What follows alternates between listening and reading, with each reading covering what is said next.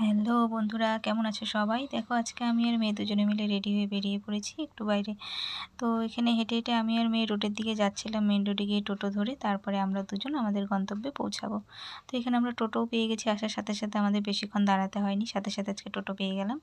তো টোটোতে বসে যেতে যেতে ভাবলাম একটু রাস্তারও ভিডিও করে নিই, এদিকে আমাদের দিকেও ক্যামেরাটা ধরে দুজনে একটু ফেসটা দেখাচ্ছিলাম। তো দেখো মেয়ে কিছু একটা বলছিল, দুজনে মিলে বকবক করতে করতে যাই হোক আমরা আমাদের গন্তব্যে পৌঁছে যাই। তো এখানে দেখো যাওয়ার আগে রাস্তায় কসমসের আগে বাইরে কিছু ছোট ছোট দোকান আছে। তো সেখানে দেখো ক্রিসমাস ট্রি দিয়ে বেশ সুন্দর দোকানগুলো সাজিয়েছে, দেখেও খুব ভালো লাগছিল, যার জন্য একটু ভিডিও করলাম। এদিকে এসে দেখো আমরা এখন মলের ভিতরে ঢুকে পড়েছি। আজকে আমরা গিয়েছিলাম কসমো বাজারে। তো মেয়ের একটা জ্যাকেট কিনতে হবে, তাই আমরা দুজনে মিলে বেরিয়ে পড়েছিলাম। তো মেয়েকে বললাম তুই আগে আগে যা, আমি একটু ভিডিও করে দিচ্ছি।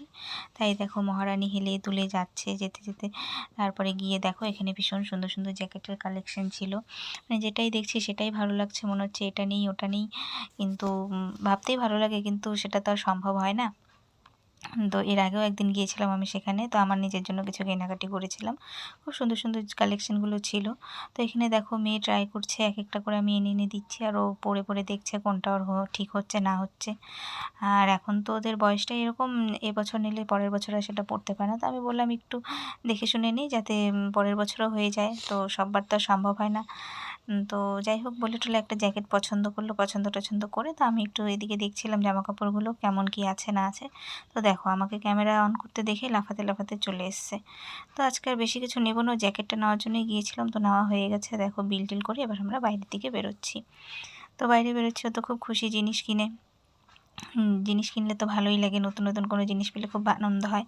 তো আমরা ওখান থেকে দেখে টেখে বেরিয়ে বললাম চলো আমরা একটু পাপড়ি চাট খেয়ে নিই। তো এখানে এসে দেখো আমরা পাপড়ি চাট নিচ্ছিলাম। তো ওইদিকে মেয়ে বলছিল যে ও পিৎজা খাবে। তো আমি বলেছি পিৎজাটা পরের দিন খাস, অন্য কোনো দিন, তো আজকে পাপড়ি চাটটাই খেয়ে দেখ। তো ওই জন্য গাল ফুলিয়ে বসে আছে। তো আমরা এরকম ছোটোবেলায় যখন গাল ফুলিয়ে বসে থাকতাম, তখন বাবা আমাদের বলতো গাল ফোলা গোবিন্দর মা। তো আমার মেয়েও গোবিন্দর মা হয়ে এখানে বসে আছে। তো আমি এদিকে একটু ভিডিও করে নিচ্ছিলাম। এই চাটের দোকানটা হচ্ছে অনেকেই চেনো, ITI মোড়ে রেডিও সেন্টারের ঠিক অপোজিটে দাদা চাটের দোকানটা। তো যারা যারা খেয়েছো জানোই কেমন চাট বানায়, ভীষণ ভালো চাট বানায়। আর যারা এখনও খাওনি তারা একবার হলেও চলে এসো এখানে। তো একবার যে খাবে সে দিওয়ানা হয়ে যাবে এখানকার চাটের। তো আমি তো প্রায় মাঝে মাঝেই খাই, এর আগেও বহুবার খেয়েছি। তো আজকে বললাম মেয়েকে চল নিয়ে আমরা বাড়ি গিয়ে আরামে বসে খাবো।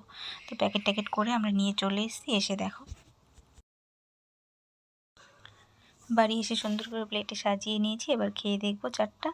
তো আজকের ভিডিওটা এখানেই শেষ করছি। সবাই খুব ভালো থেকো, দেখা হবে আবার অন্য কোনো ভিডিওতে।